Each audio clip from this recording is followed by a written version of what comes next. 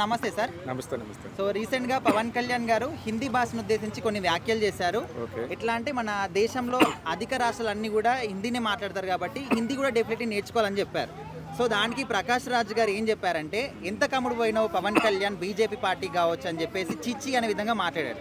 So ఇక్కడ దీనికి ఏమైనా పొందుతుంది అనుకుంటున్నారా? ఆర్టిస్ట్గా Prakash Raj pan India star, మనస్తత్వంలో దరిద్రుడు. మనస్తత్వం అంత దరిద్రమైన, హీనమైన, నీచమైన మనస్తత్వం.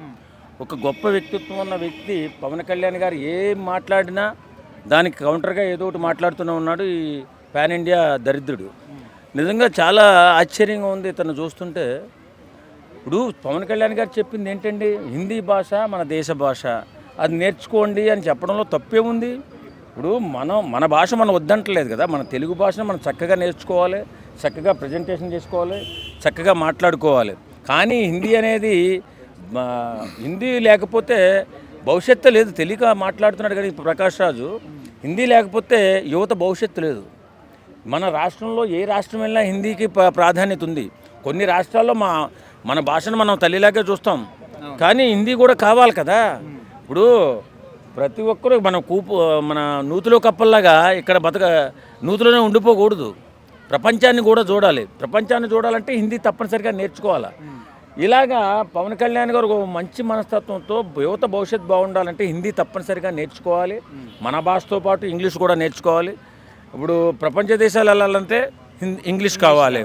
మన దేశంలో మనం ఎక్కడికి వెళ్ళి ఏ వ్యాపారం చేసుకుందామన్నా, ఏ ఉద్యోగం చేసుకోవాలన్నా హిందీ వచ్చుంటే చక్కగా అక్కడ ఉన్నటువంటి మనం ఎలాంటి ఇబ్బంది లేకుండా మన జీవన సాకారం చేసుకోవచ్చు. సరే, ఇప్పుడు ప్రతిసారి కూడా పవన్ కళ్యాణ్ గారు ఏది మాట్లాడినా, ఏ పని చేసినా కూడా మరి ఇట్లా ఎందుకు టార్గెట్ చేస్తున్నారు ప్రకాష్ రాజ్ గారు పవన్ కళ్యాణ్ గారిని? అదే ఈ మధ్య మనస్తత్వంలో వెధవలా మారిపోయాడు ఇతను. ఎందుకు మారిపోయాడో నాకే అర్థం కావట్లా. ఇప్పుడు అతను ఒక తమిళనాడు నుంచి వచ్చి ఇక్కడ ఆంధ్రాలో చక్కటి తెలుగు నేర్చుకున్నాడు కాబట్టి ఇవాళ ప్రకాష్ రాజ్, లేకపోతే ఎవడు ఎవలేగాడు. వాస్తవంగా ఇప్పుడు ఇతర భాషల్లో, అన్ని భాషల్లో కూడా చేస్తున్నాడు కదా, అన్ని భాషలు అతనికి వచ్చాయి కాబట్టి ఇవాళ పాన్ ఇండియా స్టార్ అతను. పాన్ ఇండియాలో ప్రతి సినీ ఇండస్ట్రీలో బ్రహ్మాండంగా మన సినిమాలు తీసుకుని కోట్ల రూపాయలు సంపాదించుకున్నాడు. మరి ఈ దరిద్రుడికి ఏమైంది? భాష పట్ల ఎందుకు అభిమానం లేదు? దేశ భాషల పట్ల ఎందుకు అభిమానం లేదు? సరే, ఇప్పుడు ఒకవేళ హిందీ ఎందుకు, ఆ లాంగ్వేజ్ ఎందుకు అంటే మరి ఆయన కూడా ఓన్లీ తమిళ్కి పరిమితం అవ్వాలి కదా. ఎందుకు వచ్చారని కూడా మరి ఈ సన్నాసి ఆ మాటలు మాట్లాడకూడదు కదా. ఇప్పుడు చక్కగా ఒక అన్నదమ్ముళ్ళలాగా మన తెలుగువాడిలాగా ఆదరించాం అందరం కలిపి. ఆదరించినప్పుడు మనం ఎందుకు ఆదరించాం? మన భాషను చక్కగా ప్రజెంటేషన్ చేస్తున్నాడు కాబట్టి, మన భాషను నేర్చుకున్నాడు కాబట్టి, మన భాషలో మాట్లాడుతున్నాడు కాబట్టి, మన భాషలో యాక్ట్ చేస్తున్నాడు కాబట్టి అతన్ని మనం ఆదరించాం. ఇప్పుడు ప్రకాష్ రాజ్కు ఉన్నటువంటి పేరు ఇంకొక హిందీ యాక్టర్లకు ఎందుకు లేదు, ఇంకో తమిళ యాక్టర్కి ఎందుకు రాదు? కేవలం భాష చక్కగా మాట్లాడుతున్నాడని ఇచ్చాం. ఈవేళ హిందీ అనేది ప్రతి ఒక్క యువకుడికి కూడా తప్పనిసరిగా నేర్చుకోవాలి.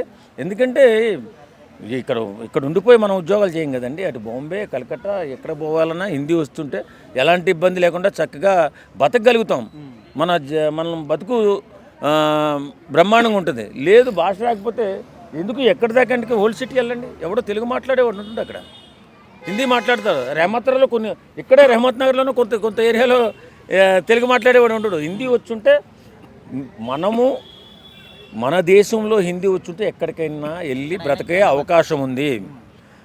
కానీ హిందీ లేకుండా నేను తెలుగులోనే మాట్లాడతాను, నేను తెలుగుకే కట్టుబడి ఉంటానంటే నువ్వు నూతుల కప్లా ఉండిపోవాల్సిందే. నువ్వు ఎప్పటికీ బాగుపడవు, ఎప్పటికీ ఏది సాధించలేవు, దరిద్రునిగా మిగిలిపోతావు. కాబట్టే ఇప్పుడున్నటువంటి పరిస్థితిలో ప్రతి ఒక్కరూ తప్పనిసరిగా హిందీ నేర్చుకోవాలని, హిందీ నేర్చుకుంటే బిడ్డల భవిష్యత్తు బాగుంటుందని పవన్ కళ్యాణ్ గారు లాంటి మంచి వ్యక్తిత్వం ఉన్న మనిషి చెప్పాడు. దాన్ని ఆచరించాలా, లేకపోతే నీకు ఇష్టం లేకపోతే మూసుకుని కూర్చోవాలా. అంతే, దరిద్రుడా ఇలాంటి మాటలు చెప్పొద్దని మరొక్కసారి మన ప్రకాష్ రాజ్ గారికి చెప్తున్నాం. ఇలాంటి పిచ్చి ప్రేలాపనలు కాట పేలి యువతను తప్పుదోవ పట్టించి వాళ్ళ భవిష్యత్తును నాశనం చేసే మాటలు మాట్లాడితే చెప్పు తగిన దాకా కొట్టాల్సి వస్తుంది, తర్వాత నువ్వే బాధపడతావు.